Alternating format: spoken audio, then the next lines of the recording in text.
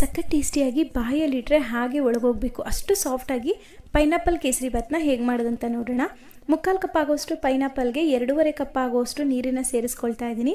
ನಂತರ 1 ಕಪ್ ಆಗೋಷ್ಟು ಸಕ್ಕರೆನ ಸೇರಿಸಿ ಸ್ವಲ್ಪ ಫುಡ್ ಕಲರ್ನ ಹಾಕಿ ಇದನ್ನು ಕುದಿಯೋದಕ್ಕೆ ಬಿಡಬೇಕು. ಅಷ್ಟರಲ್ಲಿ ರವೆನ ಫ್ರೈ ಮಾಡ್ಕೊಳ್ಳೋಣ. ಹಾಗಾಗಿ 3/4 ಕಪ್ ಆಗೋಷ್ಟು ತುಪ್ಪ, ಗೋಡಂಬಿ ದ್ರಾಕ್ಷಿನ ಹಾಕಿ ಫ್ರೈ ಮಾಡಿಕೊಂಡು 1 ಕಪ್ ಆಗೋಷ್ಟು ಚಿರೋಟಿ ರವೆನ ಹಾಕಿ ಸ್ಟವ್ನ ಕಡಿಮೆ ಉರಿಲೇ ಇಟ್ಟು ಈ ರವೆ ಎಲ್ಲ ಚೆನ್ನಾಗಿ ತುಪ್ಪನ ಹೀರ್ಕೊಂಡು ಮತ್ತೆ ತುಪ್ಪ ಬಿಡಬೇಕು.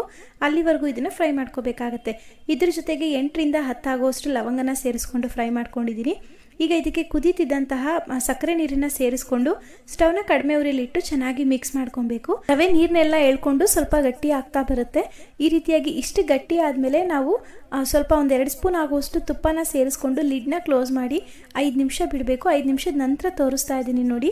ಮೇಲೆ ಹಾಕಿದಂತಹ ತುಪ್ಪ ಎಲ್ಲ ರವೆಗೆ ಚೆನ್ನಾಗಿ ಹೊಂದ್ಕೊಬೇಕು. ಆ ರೀತಿಯಾಗಿ ಮಿಕ್ಸ್ ಮಾಡಿಕೊಂಡು ಕೊನೆಯದಾಗಿ ಇದಕ್ಕೆ ಸ್ವಲ್ಪ